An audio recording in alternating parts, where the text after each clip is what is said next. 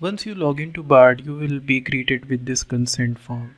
And you may have read this or may not have read this. But yeah, there are some important information in this form. And you can see by default, Google is going to store this information with your Google account for up to 18 months. And they are also giving you an option like you can turn off auto delete or change your auto delete option to 3 or 36 months by visiting myactivitygoogle.com product and Bard. And if you're not doing it, then definitely they are going to use this information to make this model a bit better.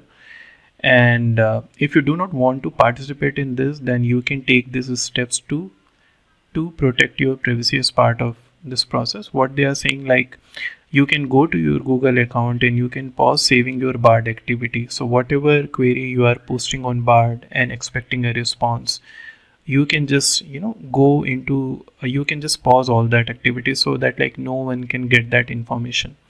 So how are you going to do it? So either you can go to this site myactivitygoogle.com product Bard, or you can just go to Bard, and here actually you are going to ask a question. You can submit your prompt, but you will also see there is a Bard activity. You can just click on this Bard activity and it will route you to this particular page. And here you can see if this particular thing is on, and by default it's going to be on only.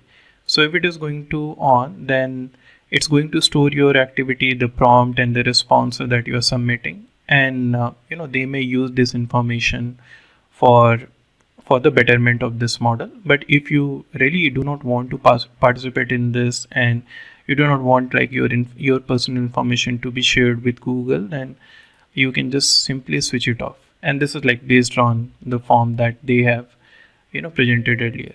And then after this, whatever you are writing over here in Bard, then none of this information is going to shared with the Google or the Bard, right?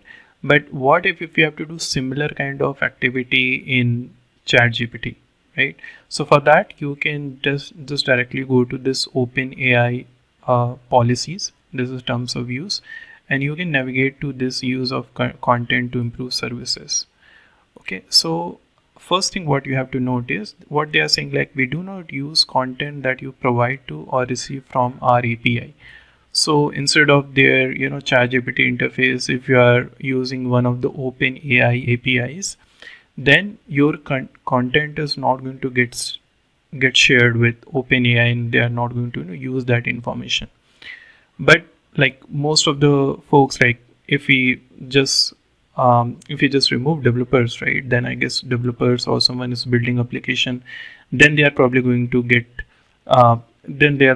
use this API. But other than that, if you're a normal user, then you'd be probably using that ChatGPT interface only, where you are posting your question, getting a response.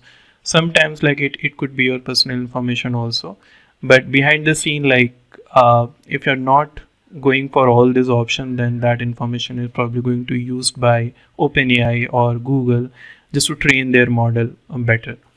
So what if you are ChatGPT user, or if you are using OpenAI UI?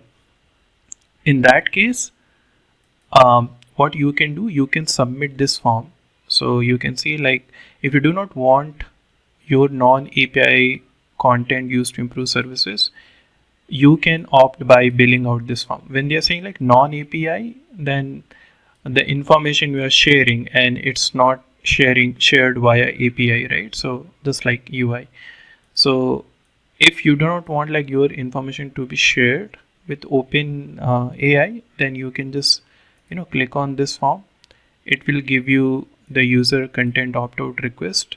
You can just mention your email, the IDs and all those things, and you can submit this. So for Google, you can use this Bard activity, and for OpenAI, you can use this opt-out request. And using these activities, you can prevent your information to be shared with Bard or Google, and you can keep yourself safe. Also, please do like, share and subscribe if you find this video useful. Thank you.